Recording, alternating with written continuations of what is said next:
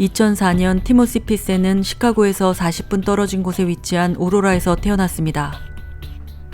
아버지 제임스 피센과 엄마 에이미는 외향적이면서도 장난기가 많은 아들과 함께 많은 시간을 보내주려고 노력했으며 정성껏 아이를 양육했습니다. 팀은 이제 초등학교 1학년이 되면서 아침에는 엄마 에이미가 학교에 데려다 주었고 오후에는 아빠 제임스가 집으로 데려오는 일정으로 아이를 케어하고 있었습니다. 그러던 어느 날 아침에 일어난 아내는 컨디션이 좋지 않다며 제임스에게 팀을 학교에 데려다 줄 것을 부탁해서 그날은 제임스가 아들을 학교에 데려다 주었습니다.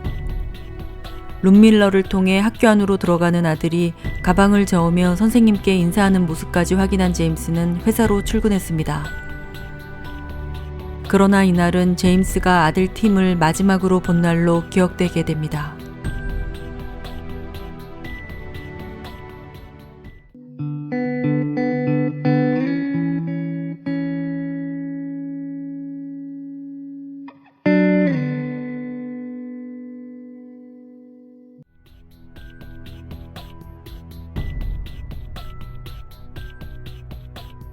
아침 8시쯤 제임스는 팀을 학교 앞에 내려주면서 나중에 다시 데리러 오겠다고 알려줬습니다.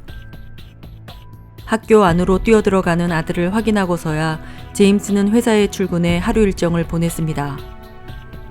아들을 데리러 갈 시간이 되자 제임스는 늦지 않기 위해 서둘러 학교로 향했습니다. 오늘 하루도 아들이 재미있게 지냈는지 궁금해하며 학교 현관에 들어서자 선생님이 이상한 얼굴로 제임스에게 인사를 했습니다. 선생님에 따르면 가족에게 급한 일이 생겼다면서 엄마 에이미가 오전 8시 15분쯤에 이미 팀을 데리고 갔다고 알려줬습니다. 제임스는 에이미에게 전화 걸었지만 전화는 바로 음성 메시지로 넘어갔습니다. 1시간 뒤에 다시 연락했지만 연결이 되지 않자 장모님에게 전화해 처가 쪽에 무슨 일이 있는지 물었습니다. 그러나 처가 식구들 역시 에이미와 연락이 안 된다고만 이야기했습니다. 제임스는 에이미가 자신에게 서운한 게 있었는지 아니면 직장에서 무슨 일이 있었는지 생각했지만 오늘 아침까지만 해도 이상한 점은 전혀 없었기 때문에 이해가 되지 않았습니다. 그러나 다음 날도 에이미와 연락이 닿지 않자 제임스는 실종 신고를 합니다.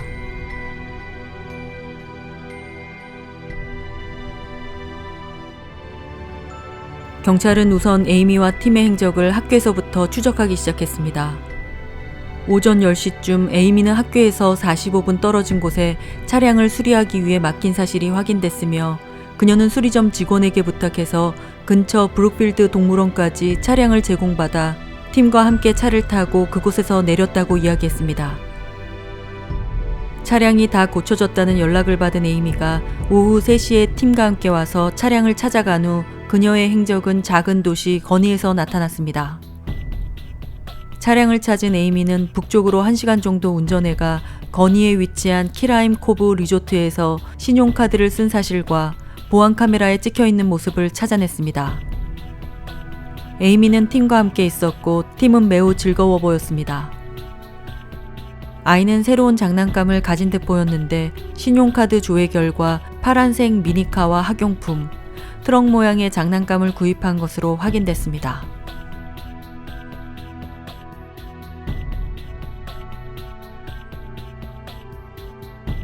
다음날 리조트를 떠나 2시간 반 운전해서 위스콘신주 델지에 있는 칼라하리 리조트에 체크인했습니다. 두 번째로 도착한 칼라하리 리조트 역시 워터파크와 놀이기구를 탈 수 있는 곳으로 이 모든 여행은 팀을 위한 여행으로 보였습니다. 이곳은 팀이 늘 가고 싶어 하던 곳으로 그날 하루 리조트에서 재미있게 보낸 듯 했습니다.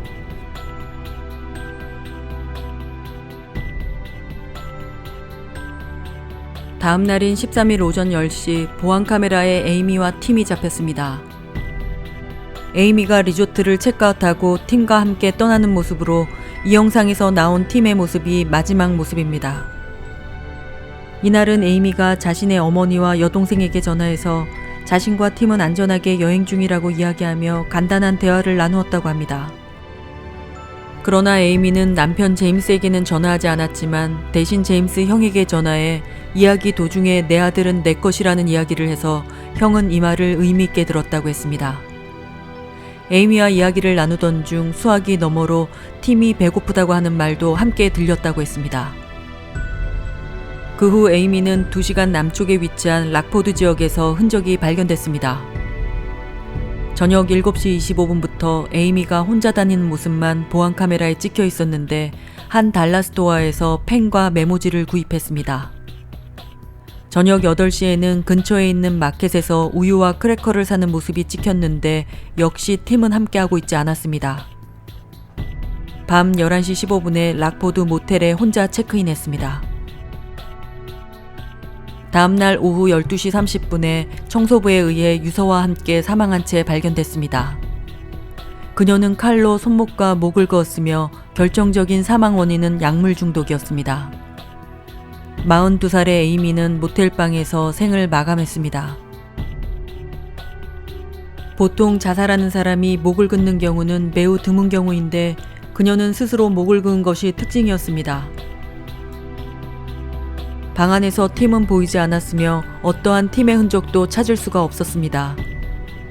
가족들은 에이미는 발견됐으나 팀이 실종됐다는 소식을 듣고 경찰서로 달려와 아이를 찾는 데 초점을 맞췄습니다. 경찰은 모텔방에서 자살할 때 사용된 칼을 수거해 혈흔을 분석한 결과 에이미의 혈흔만 발견됐으나 그녀의 차 안에서 미세한 팀의 혈흔도 함께 발견됐습니다. 그러나 가족들은 팀이 차 안에서 코피를 흘린 적이 있었기 때문에 그때 생긴 얼룩일 것이라고 말했습니다. 에이미의 차량에서는 특정 종류의 흙과 풀이 묻어 있었습니다.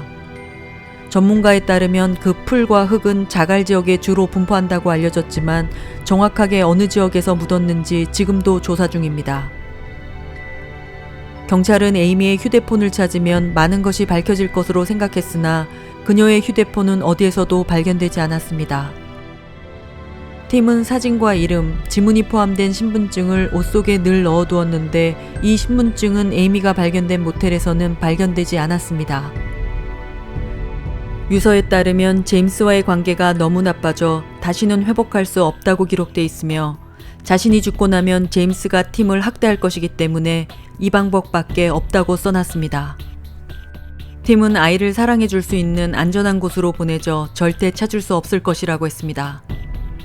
제임스와 에이미에게 어떤 문제가 있는지 조사했지만 제임스는 다른 부부처럼 사소한 언쟁은 있었지만 특별한 문제는 없었다고 했습니다. 에이미는 아들을 사랑했는데 특히 사람들이 아들을 특별하다고 느끼기를 원해 티모시의 알파벳에 M을 2개 넣었다고 했습니다.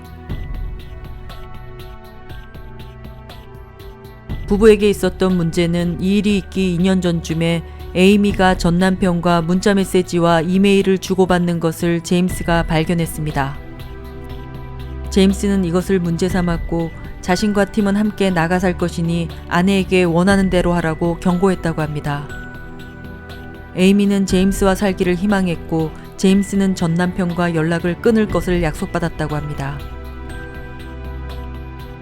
어떤 이유에선지 에이미는 남편 제임스가 상처받기를 원하는 것처럼 보였지만 처가 식구들은 자신들이 겪은 제임스는 평범한 미국의 가장이라고 이야기했습니다. 경찰은 그녀가 우울증을 겪으면서 그 어려움을 제임스에게 책임 전가하고 있다고 판단했습니다. 에이미는 제임스와 결혼 전에도 자살 시도를 여러 번 한 적이 있었습니다. 약물을 이용한 적도 있었고 따뜻한 욕조물에서 손목을 그었으나 생존하자 욕조에서 나와 목을 그은 적도 있다고 했습니다. 그녀는 병원에서 치료를 받았고 우울증을 진단받아 치료제를 복용 중이었습니다. 경찰은 에이미 주변 인물을 인터뷰하며 팀을 어디에 맡겼는지 단서를 찾기 위해 노력했습니다. 친구들에 따르면 3번이나 이혼한 적이 있는 에이미는 지금의 결혼 생활도 끝내고 싶어 했지만 양육권을 뺏길까봐 두려워했다고 전했습니다. 또한 그녀는 비밀 이메일 계정이 있었으나 어떤 용도로 썼는지는 알 수 없다고 했습니다. 경찰은 에이미의 친구, 친척, 먼 과거의 사람들도 모두 조사했지만 특별한 점을 찾지 못했고 팀은 미국을 빠져나간 흔적도 없었습니다. 에이미는 계획적으로 이 일을 진행했던 것으로 밝혀졌습니다. 한 달 전에 이 지역을 2번이나 방문해서 둘러보고 갔던 것으로 조사됐습니다. 하지만 사건은 미궁에 빠지면서 제보에 기대를 걸었습니다. 팀이 실종됐다는 뉴스가 나가고 한 제보 전화가 신빙성이 있어 보였습니다. 옆집에 새로운 이웃이 이사 왔는데 팀과 너무나 비슷하게 생긴 아이가 있다는 연락을 받았고 경찰이 수사한 결과 팀은 아닌 것으로 밝혀졌습니다. 그러나 경찰이 볼 때도 외모가 팀과 거의 흡사했다고 합니다. 에이미의 휴대폰이 2013년도에 발견됐습니다. 어떤 여성이 11년도에 일리노이 길가에서 주웠지만 중요성을 인지 못하고 집안 선반 위에 올려놓고 잊고 있었다고 했습니다. 2년 뒤에 오빠가 휴대폰이 고장났다고 하자 자신이 준 휴대폰을 건네주었습니다. 그녀의 오빠는 휴대폰을 사용하기 위해 전원 버튼을 켜자 몇 개의 연락처가 떠 가족과 연락이 닿게 되었습니다. 에이미의 휴대폰이 발견됐다는 소식에 경찰과 가족은 팀을 찾을 수 있지 않을까 하는 희망으로 휴대폰을 분석했지만 어떤 중요한 전화번호나 문자는 나오지 않았습니다. 이 사건은 2018년 8월 25일 미국 방송에 보도되면서 팀의 성장한 모습을 예상한 사진도 공개됐습니다.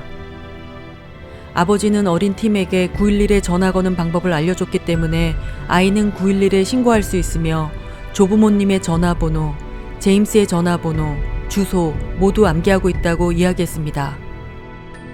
하지만 극한의 상황에서 어린아이들은 이 모든 것을 기억해내지 못할 수도 있습니다.